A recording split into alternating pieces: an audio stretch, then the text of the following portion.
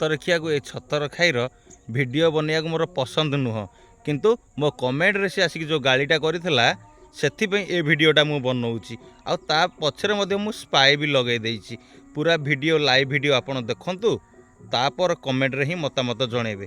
କାରଣ ଏଇ ଭିଡ଼ିଓଟି ଲାଇଭ୍ କରିକି ମୋର ଗୋଟେ ଭିଉଅର୍ସ ହିଁ ପଠେଇଛି। ତାପରେ ବି ତା ପଛରେ ମୁଁ ପୁରା ସ୍ପାଏ ଲଗାଇ ଦେଇଛି। ସାଗରିକା ବି ମୋର ଦୁଶ୍ମନ ନୁହଁ କି ସେ ଟୋକା ବି ମୋର ଦୁଶ୍ମନ ନୁହଁ, କିନ୍ତୁ ଆମେ ଚାହୁଁଛୁ କେମିତି ସୁଧୁରି ଯାଅ ବୋଲି। ଆମ ଓଡ଼ିଶାରେ ଏଇସବୁ ଜିନିଷ କେମିତି ନ ହେଉ, ଆମ ଚିନ୍ତାଧାରା ଏଇଆ। ତ ତାଙ୍କ ଚିନ୍ତାଧାରା କ'ଣ ନାହିଁ କ'ଣ ଏ ଭିଡ଼ିଓରେ ଆପଣମାନେ ଦେଖିସାରି, ତ ସାଙ୍ଗମାନେ ପ୍ରଥମରୁ ଶେଷ ଯାଏଁ ଏ ଭିଡ଼ିଓଟି ଦେଖନ୍ତୁ, ତାପରେ କମେଣ୍ଟରେ ମତାମତ ହିଁ ଆପଣ ଜଣାଇଦେବେ।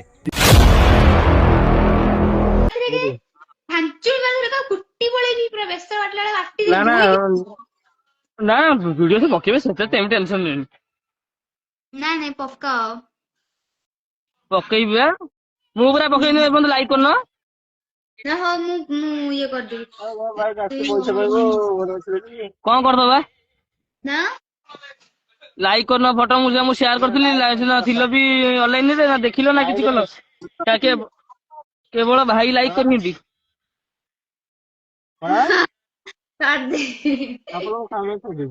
ଭାଇ କଣ ଦେଖିକି ବି କହୁନାହାନ୍ତି ଭାଉଜଙ୍କୁ, ମତେ ଆଦମ ଭଲ ଲାଗୁନି ଆଉ। ନା ହଉ ଦେଖ, କେତେବେଳେ ସୁବିଧା ହେଲେ ଟାଇମ ମିଳିଲେ କରିବ ଆଉ। ଆଉ କଣ ଖାଇବା ପିଇବା ହେଇଥିଲା ଭାଉଜ? ମୋର ଆଜି ଖିଆ ହେଇଥିଲା, ଆଜି ମାଛ ଭାତ ଆଉ ଡାଲମା ଆଉ ପାମ୍ପଡ଼। ମୁଁ ଖାଇଥିଲି ଡାଲି ଭାତ, ଆଉ କଣ ଖାଇଥିଲି, ଆଉ ହଁ କୋବି କଷା। ଆଜି ନନଭେଜ ବାର ବା। ନନଭେଜ ବାର କଣ ଆମେ ନନଭେଜ ଖାଉଛୁ କି, ଭେଜ ସବୁ। ତୁମେ ଆଇଁଷ ଖାଉନ କି?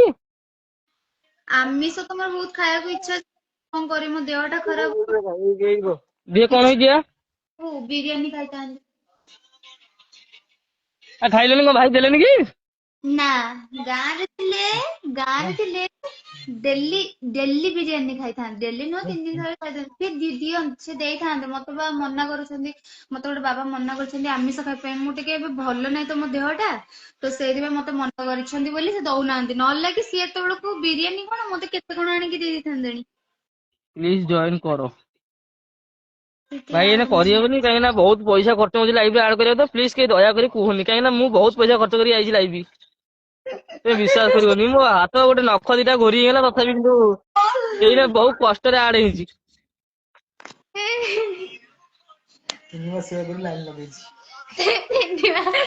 ତମେ ଗୋଟେ କାମ କର, ଯେତେବେଳେ ବି ଲାଇଭ ରେ, ଆରେ ଗୋଟେ ଯେତେ ଜଣ ବି ଆଡ ହବ ଚେଷ୍ଟା କର, ଟିକେଟ ଗୋଟେ କାଟ, ଯାହା ନମ୍ବର ପଡିବ ଆଉ।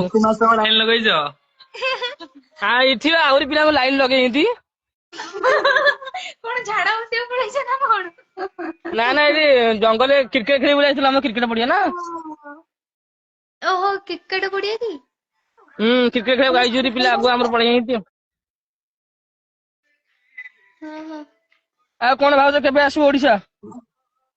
ଯିବି ଗଲା ବେଳକୁ ହେଇଯିବ, ମାସ 2 ମାସ ହେଇଯିବ। ଆଉ ତମ ବର୍ଥଡେ ଦିନ ତ, ତମର ବର୍ଥଡେ ତ କେବେ ଗୋଟେ କହୁଥିଲ। ମୁଁ ଯିବି। ତମ ଜନ୍ମଦିନ କେବେ ଗୋଟେ କହୁଥିଲ ପରା, କହୁଥିଲ କେବେ ଗୋଟେ ଆଉ। ମୋର ତ ଆଉ ମନେ ନାହିଁ ତମ ବର୍ଥଡେ କେବେ ଗୋଟେ କହୁଥିଲ। ଯେବେ ଏବେ ଦେଖିବା ଆସିବା। ଏପ୍ରିଲ 30 ଅଛି। ଏପ୍ରିଲ 30 ଅଛି ଆହୁରି। ଏପ୍ରିଲ 30ରେ ଗଲେ ପୁରୀରେ ଦେଖା ହବ। ପୁରୀରେ ସେ ଆମର ସମୁଦ୍ର କୂଳ ନେଇକି ଏକାଠିଆ। ଆକାଶ ହେଇକି ନେଇକି ଆସିବ ପେଣ୍ଠ କଟା ସୁନାର ଗରାଙ୍ଗ, ମୁଁ ସୁନାର ଗରାଙ୍ଗ ଦେଇଦେବି। ହଁ ହଉ ଠିକ ଅଛି, ହୁଁ। ସବୁ ପାର୍ଟି କରିବ ଆଉ ବାର୍ଥଡେରେ ଆଉ। ହଁ। ପୁରା ଗୋଟେ ବଡ ପାର୍ଟିଟେ କରିବା। ଆଉ ଭୋଜି କରିବା। ଛୋଟ କରିକି, ଯଦି ଭୋଜି ରୋଷେଇ କରି ଖାଇବାର ଅଛି, ତାହେଲେ ରାମଚଣ୍ଡୀ ପ୍ଲେସ। ନାଇଁ ଯଦି ଖାଲି କେକ୍ କାଟିକିରି ନର୍ମାଲ ପାର୍ଟି କରିବାର ଅଛି, ତାହେଲେ ଆମର ସେଠି ପୁରୀ ପଳେଇ ଆସିବ ପେଣ୍ଠ କଟା। ନାଇଁ ଯଦି ଇଏ କରିବ, ରାମଚଣ୍ଡୀ ପ୍ରୋଗ୍ରାମ କରିବା। ରାମଚଣ୍ଡୀ ପ୍ରୋଗ୍ରାମ କରିବା, ରୋଷେଇବାସ କରିବା। ହଉ ଆଉ, ଗୋଟେ ବଡ ପାର୍ଟିଟେ କରିବା ବାର୍ଥଡେ ଦିନ। ପଇସା ସବୁ ଯୋଗାଡ଼ କରି ରଖିଥା ହେଲା, ଯୋଗାଡ଼ କରି ରଖିଥା। କହନି ମୋ ବାର୍ଥଡେ କେବେ ଅଛି, ଲୋକ ଏବେଠୁ ସବୁ ବାର୍ଥଡେ ଇଏ କରିଦେଲେଣି। ନା ନା ଭାଇ ଏବେ କିଛି ମାଗନି, ଯାହା ମାଗିବ ସବୁ ସେବେ ମାଗିବ, ଏଇନେ କିଛି ମାଗନି। ଖାଲି ଭାଷା ଉଡୁଛି ମୋ ଲାଇଫ ରେ, ଆଉ କିଛି ନୁହେଁ। କିଛି ନାହିଁ, ଝିଅ ପିଲା ଗୁଡା ତ ପ୍ରାୟ ଭାଷା କହୁଛନ୍ତି ଆଉ, ପୁଅ ପିଲା କଣ ସେଇ ତ କହିବେ ଆଉ, ମୁଁ ଖାଲି ପାଟି ଅଖାଡିଆ ବୋଲି ଲାଇଫ ରେ କିଛି କହୁନି, ନହେଲେ ମୋଠୁ ଅଭିଜା କିଏ ନହେଲେ ମୋ ମା ଅଭିଜା। ତାପରେ ଝିଅ ମାନଙ୍କୁ ଶୋଧିବାକୁ ଟିକେ ଭଲ ଲାଗେନି ମତେ, ନହେଲେ ମୁଁ ଶୋଧିବି ମାନେ ବହୁତ ଖୋଲା ଖୋଲି କଥା, ମୁଁ ସୋଧା ସୋଧି କାଠ ମାନେ ମୁଁ 10 ପିଲା। ଗୋଟେ ଥର ଏମିତି ଗୋଟେ ସାଙ୍ଗ ହାତରେ ଝଗଡା ହେଇଥିଲା, ଗୋଟେ ସାଙ୍ଗ ଗୋଟେ ଝିଅଟା ଭଲ ପାଇଥିଲା, ତା ଘର ହେଲା ସାଡେ, ସିଏ ଦିଦି ଗୋଟେ ପିଲା ଅଲଗା ଟୋକା ହାତରେ, ଅଲଗା ପୁଅ ହାତରେ କଥା ହଉଥିଲା, ଅଲଗା ପୁଅ ହାତରେ କଥା ହଉଥିଲା, ସେ ପୁଅ ମତେ ନମ୍ବର ଦେଲା, କହିଲା ଏମିତି ଏମିତି କଥାବାର୍ତ୍ତା, ଆଉ ସିଏ ଗୋଟେ ଅଲଗା ପୁଅ ହାତରେ କଥା ହଉଛି, ମୁଁ ତାକୁ ଫୋନ କରି ଆଠୁ କଥା କହିଲି, ସିଏ ହେଠୁ ମତେ। ଏ ଶୁଣ ଶୁଣ, ମୁଁ କହୁଛି, ତମେ ଗୋଟେ ଭିଡିଓ ଦେଖିଥିବ, ଦେଖିନଥିବ ବୋଧେ। ଦେଖ, ଯଦି ବି ମୁଁ ଯଦି ସେଇଠି ଯଦି ଖରାପେ, ତାଙ୍କ ମା କଣ ମିଛ କହୁଥିଲେ କି? ହଁ, ତାଙ୍କର କଣ ମନକୁ, ଆଉ ଯଦି ମୋର ଯଦି ସେମିତି କିଛି ପ୍ରୁଫ ନଥାନ୍ତା କି ରେକର୍ଡିଂ ଫେକର୍ଡିଂ କିଛି ନଥାନ୍ତା, ମୁଁ ସେଠି ଚୁପ୍ ରହିଯାଇଥାନ୍ତି।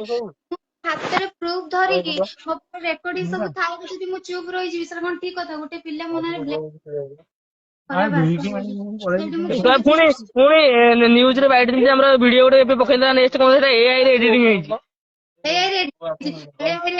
ହେଇଛି, ତା ବୋଉ କଣ ନା ମିଛ ନା, ମୁଁ କଥା ତାପରେ କହୁଛି? ଫୋନ କରି କଥା ହେଲି ନା, ତାପରେ ମୁଁ ଫୋନ କରି କଥା ହେଲି, ସେ ଭିଡିଓ ପକେଇଲା ପରେ ମୁଁ ଏଠି ଦେଖିଲି, ତାପରେ ଏଠି କଲ୍ କଲି, ମୁଁ କହିଲି ଏଆଇ ରେ ଯୋଉ ଏଡିଟିଂ ହେଇଛି, କଣ ଏମିତି ଏଡିଟିଂ ହେଇଛି, ଖତରନାକ ଏଡିଟିଂ। ନା ସେ ଏଡିଟିଂ କରିବେନି, ମୁଁ କହିଲି ଆଉ କଣ ଆମେ ସବୁଟା ଏଠି ଇଏ ଧରିକି ବୁଲୁଛୁ ଲଣ୍ଠନ, ଏଡିଟିଂ କରିକି ଆମକୁ ଦେଖେଇ ପାରିବେନି। ନା ତମେ ଭାଇ ବିଶ୍ୱାସ କରିବନି, ତମ ଦେହ ଚୁଉଛି ଜଗନ୍ନାଥ ବାପୁ କଣ, ମୁଁ ତା ଛଡା କାହାକୁ ଭଲ ପାଆନ୍ତି, ମୁଁ କହିଲି ସେ କଥା କୁହନି। ତା ଦରକାର ବୋଲେ ତା ବାପା ମାଙ୍କୁ ମାରିକି ସେ ଜେଲକୁ ପଳେଇବ, ମିଛ କଥା କହୁନି। ତା ସେଇ କଥା ବାପା ମୁଁ ତ କହିଲି, ମୁଁ କହିଲି ଶୁଣ, ସେ ପୁଅ କହୁଛି ବା, ଜାତି ମୁଁ ବି କହୁଛି ବା, ମୋ ସାଙ୍ଗରେ ଯେତେବେଳେ ମତେ ଭଲ ପାଉଥିଲା, ମୋ ସହିତ କଥା ହଉଥିଲା, କି ବାପା ମା ରାଣ ଠାକୁର ପାଖରେ ନିୟମ ବି କରିଦେଇଥିଲା, ଏତେ ନିୟମ ଇଏ ଯୋଉ ଏବେ ଭଗବାନ। ଏବେ ଏବେ ଏବେ ଏବେ ଗୋଟେ ପିଲା ତା ମେସେଜ ନାଁ ତ ଧରିବିନି, ସେ ବେଲେ ଘରେ ତା ମା ଭଉଣୀ ନାହାନ୍ତି ବୋଲି ସେ ଏଇଭଳିଆ ମେସେଜ କରୁଛି। ହେଲା, ସେ କଥା ଛାଡ, ମାନେ କଣ କହିଲ, ସେ ଯୋଉ ମାନେ ତା ମା ଦୟାକରି କହିଥିଲା ଭାଇ ମାନେ କିଏ ଖରାପ ମେସେଜ କରନି, କାହିଁକି ନା ଆଗରେ ଭାଉଜ ଅଛନ୍ତି କିଛି କହୁନ, ନହେଲେ ମୋଠୁ ଖରାପ ପିଲା କେହି ନାହାନ୍ତି। ହାପି ବାର୍ଥଡେ ସାଗରିକା ଆଡଭାନ୍ସ, ମତେ ଏବେ ବାର୍ଥଡେ ନାହିଁ, ଆଡଭାନ୍ସ ଏବେଠୁ କଣ? ଝାମ୍ପା ଗୁରାକ ସବୁ ଲାଇଭରେ ଅଛି, ଝାମ୍ପା। ସତରେ ପାଗଳ ଗୁଡାକ। ଆରେ ସେଇ କଥା, ତମକୁ ଗୋଟେ ଭିଡିଓ ଛାଡିଦେବି, ତମେ ଦେଖିଦବ ହେଲା, ସେ ଭିଡିଓ ଗୋଟେ ଯୋଉଟା ରୋଷ୍ଟ କରିଥିଲା, ଦେଖିଥିବ ମତେ ବୋଧେ ଗୋଟେ ଆଜି। ଭିଡିଓ ମତେ ଗୋଟେ ଭିଡିଓ ତମେ ସେଣ୍ଡ କରି ଛାଡିଛ ଏବେ ଇଏରେ ଇନଷ୍ଟାଗ୍ରାମ, ଟା କାହା ଭିଡିଓ? ସେଇ ଭିଡିଓ ଟା ଫାଷ୍ଟ ଲାଷ୍ଟ ଟାଇମ ଦେଖିଥାନ୍ତ, ଜାଣିପାରିଥାନ୍ତ, ତା ମାର ରେକର୍ଡିଂ ପଡିଛି। ମୁଁ ଦେଖିନି ସେ ଭିଡିଓଟାକୁ, ଦେଖିନି, ତମେ ଲାଇଭ୍ ବି ପଠେଇଲ ତ, ମୁଁ ଲାଇଭ୍ ବି ପଳେଇ ଆସିଲି। ତା ମାନେ ସେଇ ଯୋଉ ସୁବ୍ରତର ତା ବୋଉ ଯୋଉ ମତେ ଯୋଉ କହିନଥିଲା କି ସେ ମୋନାଲି, ସେ ଝିଅ ନା ହଉଛି ମୋନାଲି ହେଲା, ସେ କହୁଛି ଏଡିଟିଂ ବୋଲି। ତୁ ଯଦି ଏଡିଟିଂ ବୋଲି କହୁଛୁ, ତୋର ସବୁ ସତ ଧରା ପଡିବ ନା, କାଳେ ସତଟା ଧରା ପଡିଯିବ ବୋଲି ଲୋକମାନଙ୍କୁ ଭୁଆଁ ବୁଲଉଛି। ସେ ଯୋଉ ପର ମା ଭଉଣୀ କିଏ ଅଧା ଅଧା ଡ୍ରେସ ପିନ୍ଧିଲା, କି ଛୋଟ ଛୋଟ ଡ୍ରେସ ପିନ୍ଧିଲା, ତାଙ୍କ ମାନଙ୍କୁ ଯୋଉ ରୋଷ୍ଟ କରୁଛି, ତା ନିଜର ଗତିଗତିର ଠିକ ଅଛି ନା, ସେ ଅନ୍ୟମାନଙ୍କୁ ଯୋଉ ରୋଷ୍ଟ କରି ପଳଉଛି। ହଜାରେ ରାଣ ନିୟମ ଖାଇଦବ ଏମିତି କରି। ମୁଁ ତା ନାଁରେ ଗୋଟେ ସାଇବରରେ ଗୋଟେ କେସ୍ ଦେବି, ମୁଁ ଅଛି ତା ନାଁରେ ଗୋଟେ ଦବା ପାଇଁ। ତା ନାଁରେ, ଆଉ ମୋର ଆମ ଗାଁର ଗୋଟେ ହଉଛି ଅଙ୍କିତା ବୋଲି ଗୋଟେ ମୋର ସାଙ୍ଗ ଥିଲା, ସିଏ ବି ବହୁତ ଖତରନାକ ଖରାପ ଝିଅ ଟା, ତା ନାଁରେ ବି ଗୋଟେ କେସ୍ ଦେବି। ସବୁ ପ୍ରୁଫ୍ ଅଛି ନା, ପ୍ରୁଫ୍ ଥାଇକି ଦେବି ନା, ନଥାଇକି ଦେଇ ଦେଇଥାନ୍ତି କି? ହଁ ଫୋନ କରୁନୁ, ମୋ ପାଖରେ ତ ନାହିଁ। ମୁଁ ଲାଇଭ୍ କଥା ହଉଥିଲି, ଫୋନ କାଟିଥିଲି। ମୁଁ ଗୋଟେ ଥର ଫୋନ କାଟିଲି, ସେକେଣ୍ଡ ଥର ଆଉଥରେ ଫୋନ କଲୁ। ନା ମୁଁ କଥା ହଉଥିଲି ଲାଇଭରେ, ତ ଫୋନ ଏ କାଟିଦେଲି। ଭାଇ ବଲ୍ ଦେଖ ପିନ୍ଧିବା ପାଇଁ ଇଏ କଣ ହେଇଛି?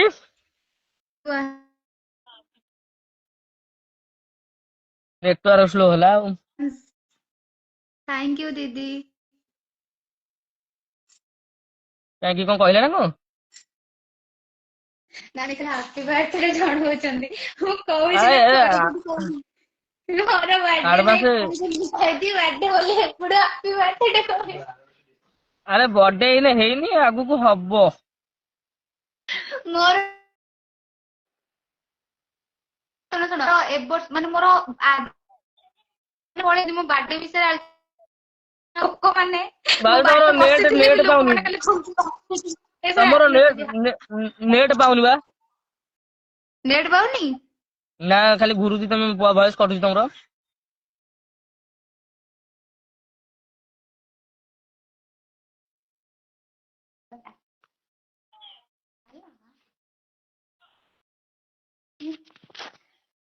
ନେଟ୍ ଏଥର ନାହିଁ ନା ପାଇଲା? କଣ? ନାଇଁ ଅଛି ନା। ଏଠି ନେଟୱାର୍କ ସେତେ ବି ପାଉନି, ପାଉଛି ନର୍ମାଲ ପାଉଛି। କୋଉ ତ ସିମ୍ ମୁଁ କି? ଆଉ ଗୋଟେ ଜିଓ ସିମ୍। ଜିଓ ସିମ୍ ଭାରି ଟ୍ରବୁଲ ଆଉ।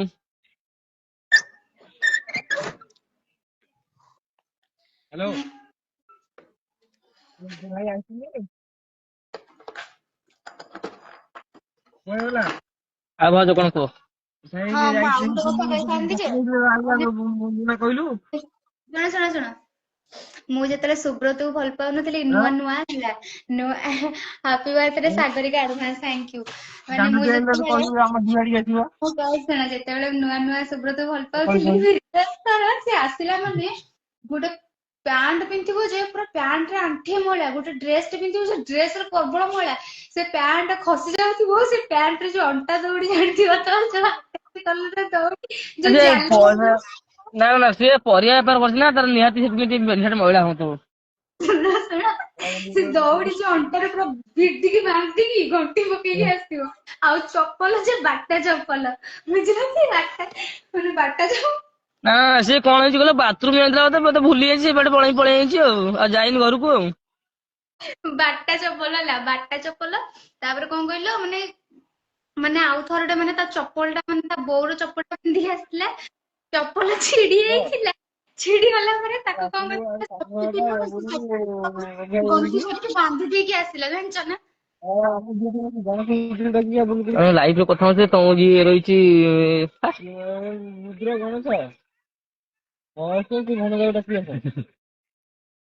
କଣ କହିଲ? ହୁଁ କୁହ।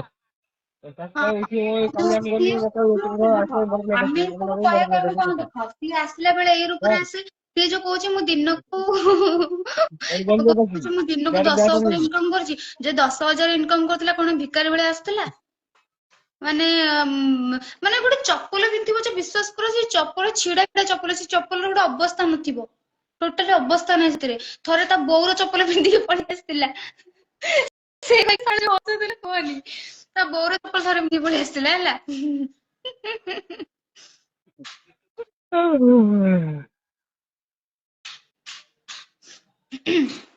ଜଣେ ଲେଖିଛନ୍ତି, ଦିଦି ସେ ପୁଅକୁ ସେମିତି କେବେ କହିବନି। ଦେଖ ମୁଁ ସେ ପୁଅକୁ ସେମିତି କେବେ କହୁନି, ତ ଯଦି ଗୋଟେ ପୁଅ ଯଦି ମୋ ନାଁରେ ଖରାପ କହିପାରୁଛି, ତ ଗୋଟେ ଝିଅଟେ ସେ କଣ ଜାଣିପାରୁନି ତା ମୋର ବି ଦିଟା ଭଉଣୀ ଅଛି, ମୁଁ କାହା ନାଁରେ କହିବା ପୂର୍ବରୁ ମୁଁ 10 ଥର ଭାବିବା କଥା। ଯଦି ସେ ମୋ ନାଁରେ ଖରାପ କହୁଛି, ତ ମୁଁ ତା ନାଁରେ କହିଲେ ଅସୁବିଧା, ମୁଁ ଯୋଉଟା ସତ କଥା ମୁଁ ସେଇଟା କହିଲି, ମୁଁ ତ କାହା ନାଁରେ ମିଛ ସତ କରି କହୁନି ନା, ସେଇଟା ହେଲା। ତାପରେ କାହାକୁ ପରିହାସ କର ନାହିଁ, ତମର ଏମିତି ସମୟ ଅଛି, ଆଗକୁ ଆସିପାରେ, ସେତେବେଳେ ଜାଣିବୁ। ଠିକ ଅଛି ଦିଦି, ଆସିପାରେ ସେଟା ତ ମୁଁ ଜାଣିବି, କାହିଁକି ନା ଦେଖ ତମେ କହୁଛ, କାରଣ ଏମାନେ କଣ ଦି ମୁଣ୍ଡିଆ ସାପ, ଆଜି ଏପଟକୁ ବୁଲିବେ କାଲି ସେପଟକୁ ବୁଲିବେ, ଆଜି ଆ ବିରୁଦ୍ଧରେ କହିଲେ ତ କାଲି ତା ବିରୁଦ୍ଧରେ, କାଲି ତା ବିରୁଦ୍ଧରେ କହିଲେ ତ ଆଜିକା ଡେଟରେ ଆ ବିରୁଦ୍ଧରେ, ଆଙ୍କର ବାସ୍ କହି କହି ଚାଲିବେ, କାହା କଥା ନ ଶୁଣି, କାହା କଥା ମୁଣ୍ଡ ନ ପୁରେଇ ନିଜ ବାଟରେ ଆଗକୁ କେମିତି ଚାଲିବେ, ପଇସା ଇନକମ କରି ନିଜ ପଇସାରେ କେମିତି ଚଳିବ, ସେଟା ବଡ କଥା। ସିଏ ମତେ ଦେଇଛି, ମତେ ଯାହାହେଲେ ବି 17-18 ହଜାର, କି ମିନିମମ୍ 17-18 ହଜାର, ତା ଦିଦିରେ 2,000 ମିଶେଇ ଦିଅ, 20,000 ହଉ, ଯାହାହେଲେ ମତେ ଅସୁବିଧାରେ ଭଲ ମନ୍ଦ ସାହାଯ୍ୟ କରିଛି, ତା ବୋଲି ସିଏ ମତେ କହିବ 50,000 ଦେଇଛି ବୋଲି, ମୁଁ ତା 50,000 ନେଇଥିଲି। ଆଉ ସିଏ ଯଦି ମତେ 20,000 ଦେଇଛି, ମୁଁ ମାନୁଛି, ମୁଁ ନିଜେ ତ ମାନୁଛି, ତ ତାହେଲେ ସିଏ ମୋ ନର୍ସିଂ ପାଇଁ ମୋ ପାଠ ପଢା କାହିଁ ବନ୍ଦ କଲା? ମୋ ପାଠ ପଢା ମତେ ଫେରା, ତୁ ତ ମତେ କହିଥିଲୁ ମୋ ପାଠ ପଢିବା ପାଇଁ ମତେ ପଇସା ଦବୁ, ମୋ ପାଠ ପଢା ଫେରା, ତାପରେ ମୁଁ ତ ପଇସା ଦେଇଦେବି, ତ ସବୁ ରେକର୍ଡିଂ ପ୍ରୁଫ୍ ରଖିଛି ନା ମୁଁ। ସିଏ ଏଇ ଦିଦି ଲେଖିଛନ୍ତି, ଭଗବାନ ଯାହାକୁ ଯେମିତି ଗଢିଛନ୍ତି, ଦେଖ ଭଗବାନ ଯାହାକୁ ଯେମିତି ଗଢିଛନ୍ତି, ତା ବୋଲି ନୁହେଁ ଯେ ଆମେ ମୁଠା ମୁଠା ପଇସା ଧରିକି ଆମେ କହିବା ଯେ ଦିନକୁ ଆମର 10,000 ଇନକମ ହଉଛି, ଆମର 20,000 ଇନକମ ହଉଛି। ବାବାରେ ଏତେ ବି ଇଏ ହୁଅନି ଯେ ଯୋଉଟା କି 3,000 ଇନକମ କରିବା ବଦଳରେ ତମେ 10,000 କହିବ, ସେଟା ଠିକ କଥା ନୁହେଁ।